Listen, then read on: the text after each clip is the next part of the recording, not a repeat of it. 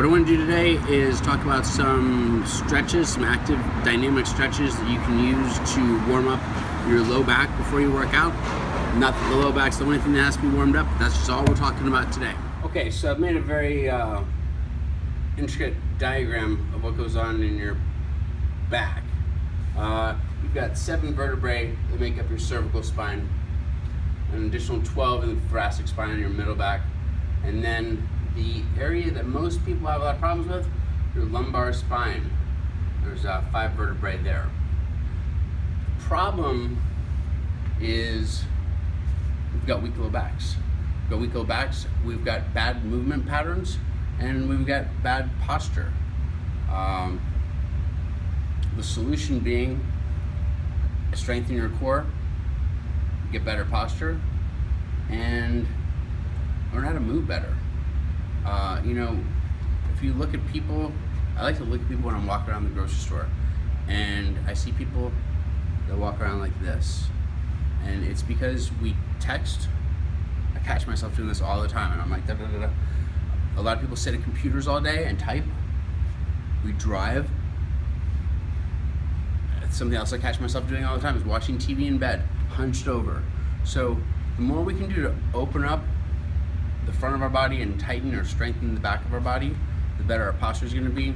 I'm getting way off track because, again, we're not really talking about all that today. Let's get back on topic.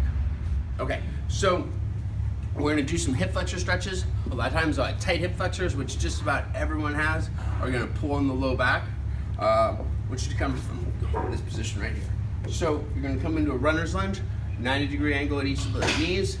You're going to draw some circles with the back hip. I typically do about 3, and then I switch directions and do 3. I'll open up this knee a little bit, do 3 there, 3 the other direction, and then maybe even open it up one more time. From there I'll do the other side, and then I'm going to do what's called an iron cross. Start on my back, arms out in a T, bring my right leg up in front and above me, and tap it down over on the left side. Same with the other side. Now, if your shoulder on the opposite side starts coming off the ground like this, either don't go down quite as far, or instead of bringing the leg straight up above you, bring it up 90 degrees, knee right above the hip, and try that. That's going to be better for a lot of people. Another variation of this exercise or stretch is bringing both knees up, bring them down to the right, and look to the left. If I'm having some back pain or some tightness, I really like this stretch a lot.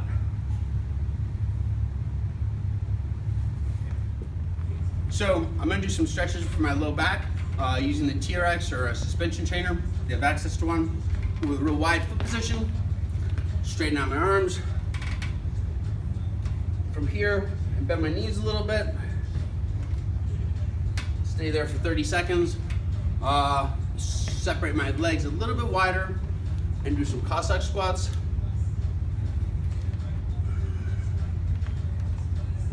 And from there, I'll finish off some figure 4s.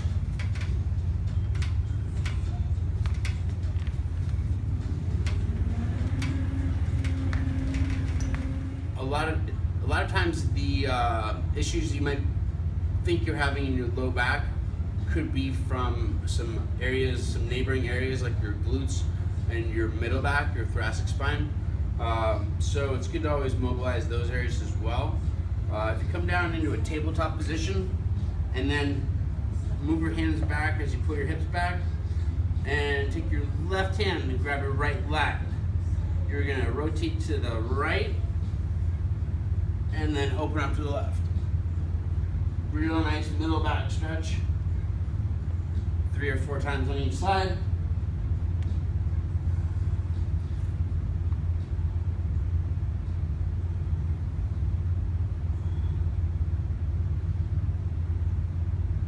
Feels real good.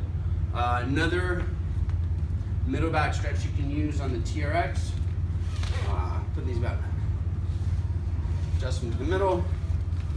Usually start in a chest stretch right here. And then I'll put my feet together, bend my arms to the side, and extend my arms. Drop the hips down a little bit. My goal is to keep my feet pointed straight ahead. And pull myself back up. Bend the arms to the other side. Extend them.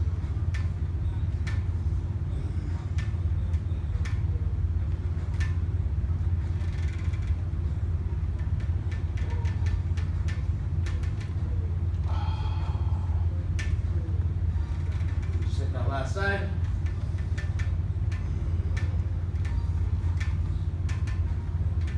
Probably want to be a little warmer.